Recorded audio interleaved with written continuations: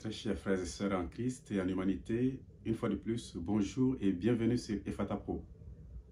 Aujourd'hui, nous lançons un autre concept d'Ephata Pro, à savoir leçon de vie.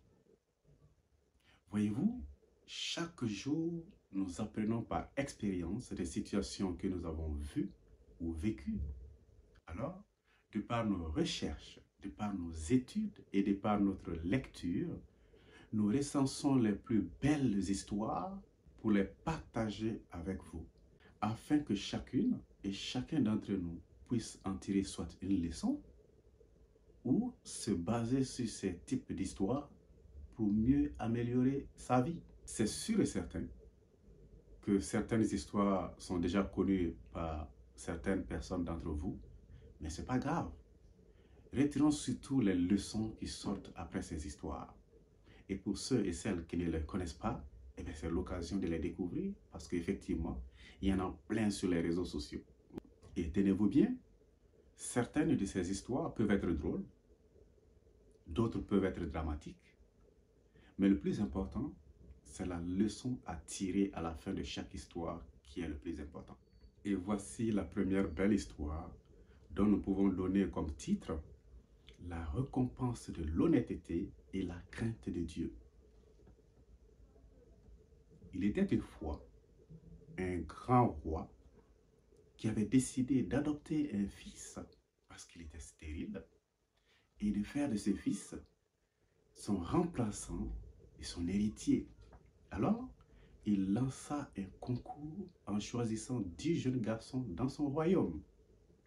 Il les a tous amenés au palais et il leur a distribué des semences de maïs afin que chacun puisse aller les planter et revenir dans 3 semaines.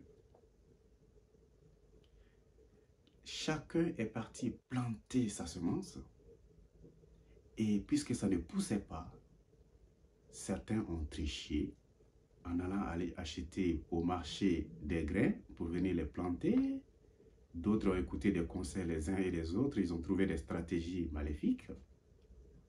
Mais il y avait un enfant parmi les 10 qui, n'ayant pas pu trouver une solution, il demanda à ses amis de l'aider. Alors, ils lui ont donné des conseils pour dire aussi, eh bien, va au marché aussi, achète d'autres grains et on va voir ce que ça va donner. Et puisque dans son éducation, ses parents lui ont toujours appris la crainte de Dieu et que quoi qu'il arrive dans sa vie, il faut toujours être honnête. Alors, tout tremblant, il a laissé passer le temps. Et le jour J, le roi les réunit tous lors d'une grande assemblée et il leur demanda chacun de venir s'expliquer parce que c'était le jour de la délibération du concours pour le choix de l'héritier futur du royaume. Chaque enfant est venu avec fierté montrer sa semence qui a bien poussé. Et arrivé au dernier, le roi, avec sa mine serrée, lui dit « Pourquoi est-ce que tu viens avec rien ?» Et l'enfant tout tremblant dit au roi « Honnêtement, j'ai fait tout ce que je pouvais, mais malheureusement, les semences n'ont pas poussé. » Alors, le roi le fit monter à côté de lui, à sa droite, et il dit aux autres, « Bravo, vous avez réussi à faire pousser des grains de maïs bouilli, parce que les grains que j'ai donnés à chacun d'entre vous, c'était des grains bouillis au feu à plus de 1000 degrés. Donc, un grain de maïs bouilli ne peut pas germer. Alors, comment avez-vous fait? » Et il dit au petit, le 10e, « Félicitations, tu as réussi le test parce que tu as été honnête. Tu as certes craint le roi et tu n'as pas eu peur de subir même les conséquences au cas où. Alors, c'est toi mon futur héritier. » Chers frères et sœurs, la leçon dans cette petite histoire se donne déjà toute seule. Nous sommes actuellement dans une société où certaines personnes sont prêtes à tout pour réussir. Maintenant, lorsqu'ils réussissent, n'essayons pas de les imiter ou de vouloir absolument être ou faire comme eux parce qu'on ne sait pas ce que certaines personnes ont fait ou même ont été pour être là où ils sont ou pour être ce qu'ils sont. Et quoi qu'il arrive, qui que nous soyons, il faut que dans chaque situation où nous mettons notre pied, que nous ayons la crainte de Dieu. Ce n'est pas facile, et d'ailleurs c'est pourquoi nous nous confessons régulièrement, mais n'écoutons pas aussi tous les conseils. Normalement, un conseil est automatiquement positif, mais ça c'était avant. Actuellement, lorsque vous recevez un ou deux conseils, méditez-en longuement avant d'agir parce que l'action est irréversible. Et à la fin, l'honnêteté. Beaucoup d'entre nous sommes hypocrites. D'autres même vous donnent un conseil exprès pour que vous échouez.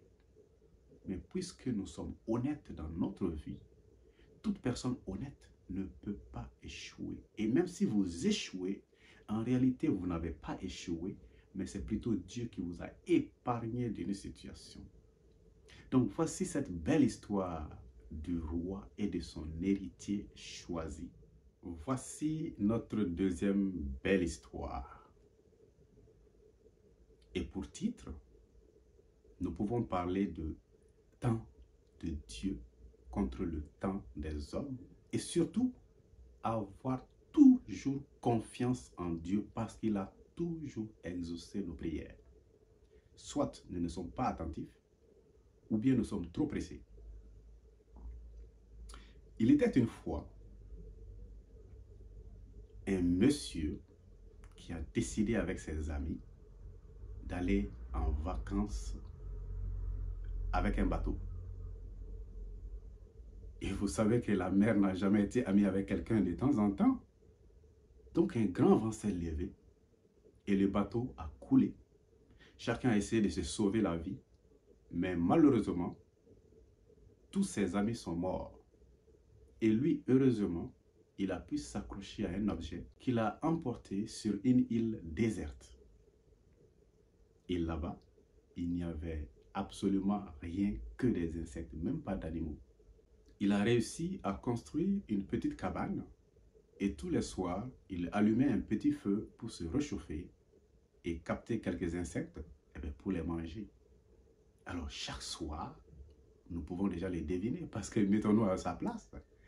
Dieu est méchant, Dieu n'est pas bon. En réalité, on croit pour rien, je prie tous les jours pour rien. Bref, des lamentations sur lamentations. Et il a nourri un lieu que Dieu n'existe même pas. Par contre, avant de dormir quand même chaque soir, il demande pardon et il prie pour que Dieu lui fasse quand même sortir de cette situation en promettant 1000 milliards de promesses. L'être humain, on est trop bon, quoi. Qu'est-ce que nous sommes bluffeurs. Alors, un soir, dans ses lamentations comme d'habitude, il n'a même pas pu aller dans la cabane. Donc, il s'est lamenté, lamenté.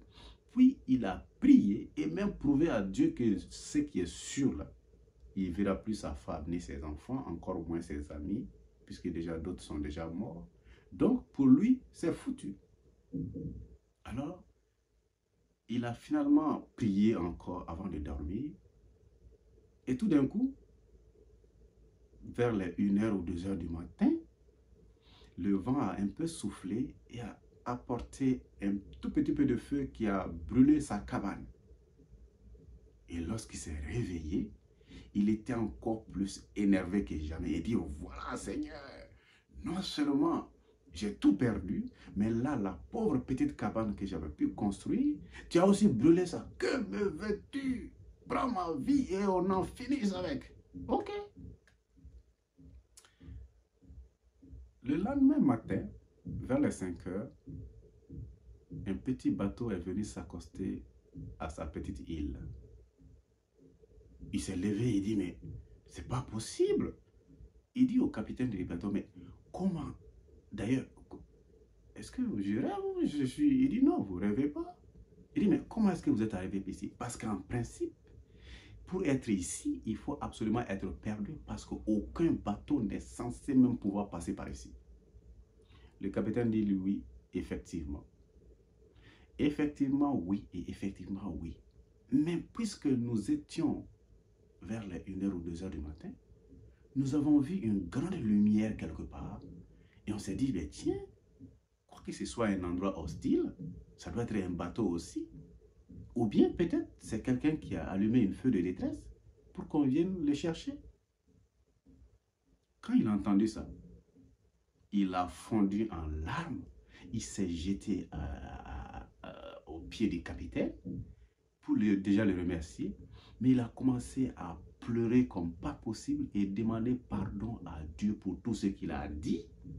Et surtout d'avoir douté. Parce que pour lui, c'était fini. Mais en réalité, c'est Dieu qui a prévu d'accepter sa prière. Le temps voulu n'était pas arrivé. C'était pour lui de se... Vous savez, dans l'église catholique, il y a des moments qu'on appelle la récollection.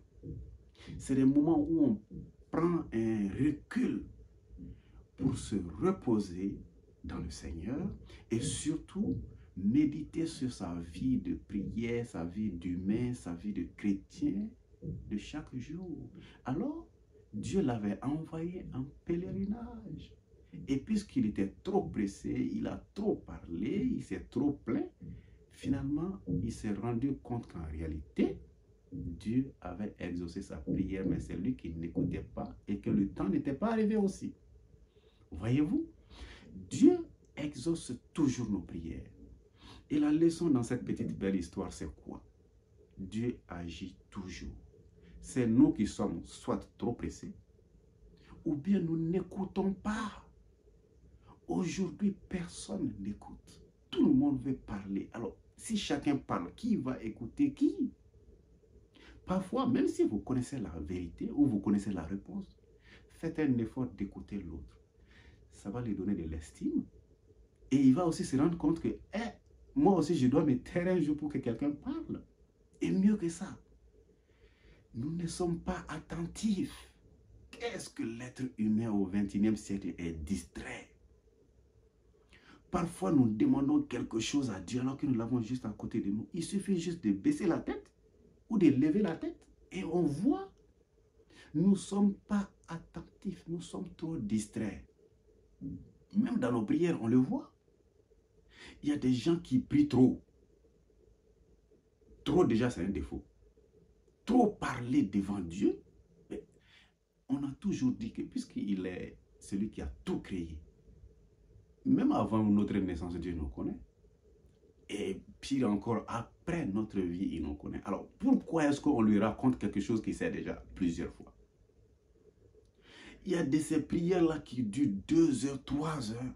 Ok, bon, je ne juge pas. Mais ce n'est pas le temps qui est important. Mais c'est ce qu'on dit dedans là qui m'inquiète. Ça même, c'est aussi une manière de dire à Dieu qu'on ne croit pas en lui. Donc, quoi que nous fassions, Dieu exauce toujours nos prières. Et parfois, ce qu'on lui demande, lorsqu'il dit non, c'est un oui. C'est nous qui ne sommes pas attentifs. Et nous l'avons déjà dit dans certains de nos thèmes dans le passé. Nous allons terminer par cette troisième petite belle histoire que beaucoup d'entre nous connaissons déjà parce que c'est une histoire ancienne aussi et tellement magnifique que je ne puisse me permettre de ne pas la raconter. Et d'ailleurs, j'ai porté ce polo qui est en mémoire des obsèques de bienheureux Monseigneur Jean-Gabriel Diarra. Je précise bien que j'ai dit bienheureux parce qu'il y a des gens qui n'étaient pas d'accord avec ça. Ce n'est pas l'homme qui décide, c'est Dieu qui décide. Et par rapport à la vie d'une personne humaine sur terre, nous pouvons avoir des indices. Donc, paix à son humble âme. Mais ce dont nous allons parler tout de suite, effectivement, ça concerne ce que nous devons être et ce que nous devons faire dans la vie. Et lui-même, il avait l'habitude de dire tout le temps, vous êtes formidable. C'est son mot-clé. Voyez-vous, voici l'histoire.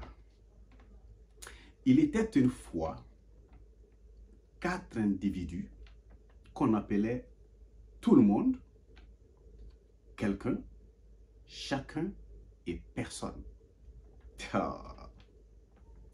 Il y avait un important travail à faire et on a demandé à tout le monde de le faire. Tout le monde était persuadé que quelqu'un le ferait. Chacun pouvait l'avoir fait, mais en réalité, personne ne le fit. Quelqu'un se fâcha car c'était le travail de tout le monde. Tout le monde pensa que chacun pouvait le faire et personne ne doutait que quelqu'un le ferait. Et en fin de compte, tout le monde fit des reproches à chacun parce que personne n'avait fait ce que quelqu'un aurait pu faire. Ils ont mis en moralité cette petite belle histoire que nous connaissons tous, enfin la plupart d'entre nous connaissons. Que la moralité est que, sans vouloir le reprocher à tout le monde, il serait bon que chacun fasse ce qu'il doit sans nourrir l'espoir que quelqu'un le fera à sa place. Car l'expérience humaine, en tout cas, montre que là où on attend quelqu'un, généralement, on ne trouve personne. Ce qui me surprend et qui est hallucinant dans ce type d'histoire est que certaines datent de siècles et de siècles, mais nous continuons de vivre ça tous les jours. Pourtant, à chaque journée qui passe, il y a des gens qui ont écrit, il y a des gens qui ont prêché, il y a des gens qui donnent des conseils. Mais finalement, il y a beaucoup de conseils, il y a beaucoup de solutions, il y a beaucoup de bonnes personnes, mais il n'y a toujours rien comme solution dans ce monde. Bob Marley a dit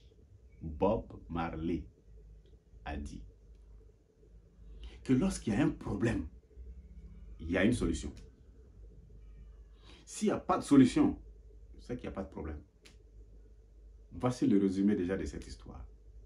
Et lorsque Monseigneur Jean-Gabriel disait à quelqu'un, vous êtes formidable, c'est certainement que vous aviez fait ce que vous auriez dû faire.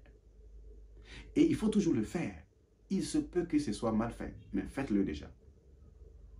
Tous ceux qui aiment dire, on va organiser une réunion, on va organiser des conférences pour trouver une solution à nos problèmes, c'est un faux débat. Il suffit juste que chacun fasse ce dont il a devoir et droit de faire et tout va bien. Je vous donne un exemple tout simple. Dans la vie religieuse chrétienne catholique, le jour où les femmes vont gréver ne serait-ce que 72 heures, il n'y aura pas d'église. Lorsqu'on dit qu'il y a messe, aujourd'hui c'est samedi, donc je suis en train d'enregistrer cet événement un samedi matin. Demain c'est dimanche. Il suffisait juste que toutes les femmes disent « En attendant l'église, la chérie ». Vous verrez que les églises seront vides. Bon, certaines personnes disent que les femmes sont plus nombreuses sur terre que les hommes. C'est faux, archi faux. Que celui qui n'est pas d'accord qu'il fasse le recensement. Arrêtons de raconter du n'importe quoi universel. L'opinion publique n'est pas toujours une vérité. Parfois, une seule personne sur 1000 a raison. Et puisque tout le monde dit la même chose, on dit oui, c'est vrai. C'est faux que les femmes soient les plus nombreuses sur terre. Ça, c'est juste une petite parenthèse officielle divine. Je reprends. Dans chaque église, il n'y a que des femmes. Et ce dont je voulais parler, c'est que lorsqu'on dit qu'il y a réunion des fidèles chrétiens, vous comptez les hommes au bout du doigt. Lorsqu'on dit qu'il y a réunion des femmes, les salles, les lieux de rassemblement sont toujours bondés de monde. Et c'est des femmes et leurs enfants, même s'il y a des garçons dedans. Maintenant, lorsqu'on dit qu'il y a réunion des hommes, vous connaissez la réponse. D'ailleurs, il y a quelqu'un qui m'avait dit une fois lorsque je parlais de ça, il dit qu'ils ont le prix Nobel de l'absence. Non, il a dit le prix Nobel de l'absentéisme. Voilà, c'est la phrase correcte. Mais oui, Déjà, lorsqu'on dit qu'il y a réunion des hommes de telle paroisse, ou du diocèse, ou même du pays, vous verrez que souvent, c'est les présidents de commission qui doivent être là parce que c'est eux qui ont organisé la réunion. Vous verrez qu'il y a les trésoriers, c'est ceux qui doivent venir parce que lui, il est censé venir parler d'argent.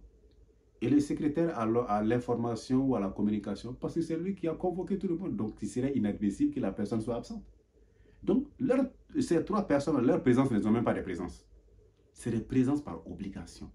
Mais normalement, lorsqu'on parle de vie chrétienne, tout ce que nous devons faire et tout ce que nous faisons prouve que nous sommes bons chrétiens et que nous avons la foi. Je suis désolé, c'est une insulte que je suis en train de lancer et je suis désolé parce que c'est de la vérité. Si vous n'êtes pas d'accord, vous n'avez qu'à faire un exemple, vous allez voir. Quand on parle de rassemblement des hommes, que ce soit même chrétiens ou pas, ils sont toujours absents. Alors, nous avons toujours parlé d'auxiliaire. Il y a l'auxiliaire être et l'auxiliaire avoir. Mais j'ai toujours dit qu'il manque l'auxiliaire le plus important. L'auxiliaire faire. Le verbe faire est un auxiliaire. Parce que lorsqu'on est, quand je dis je suis, c'est bien. Mais avant d'avoir, il faut faire quelque chose d'abord. Mais malheureusement, tout le monde est et tout le monde veut avoir, mais personne ne veut faire. Donc cette petite histoire qui date depuis Kala prouve encore qu'il y a des gens qui parlent pour rien. Donc lorsque nous entendons « je suis bon chrétien, je suis bon citoyen, je suis bon musulman, je suis bon citoyen, je suis bon chrétien, je suis bon ci, bon ça », on veut voir ce que vous avez fait ou bien ce que vous savez faire et que vous allez faire. Parce que tant que vous n'avez rien fait, vous n'êtes rien. Et d'ailleurs, vous n'aurez rien. En conclusion, une fois de plus, bienvenue à ce nouveau concept de Fata Pro, leçon de vie. Et comme nous l'avons dit, nous aurons à chaque émission 2 ou 3 petites histoires pour étayer un peu notre vie et surtout donner des conseils d'expérience de vie religieuse, humaine et pourquoi même pas professionnelle. Mais surtout, retenons une chose, même si nous connaissons une histoire, cherchons toujours à savoir le message derrière l'histoire. Parce qu'effectivement, il y a certaines histoires qui sont drôles. Ça nous fait rire, mais après, on oublie qu'il faut retenir une leçon derrière. Donc, nous aurons toujours 2 ou 3 petites histoires par thème sur leçon de vie. Et finissant toujours par un proverbe, celui d'aujourd'hui, et c'est lequel? Prenons celui-ci par exemple. Un vieillard assis voit mieux qu'un jeune debout. Un vieillard assis voit mieux qu'un jeune debout. Merci une fois de plus. Excellent week-end à toutes et à tous. Et à la prochaine.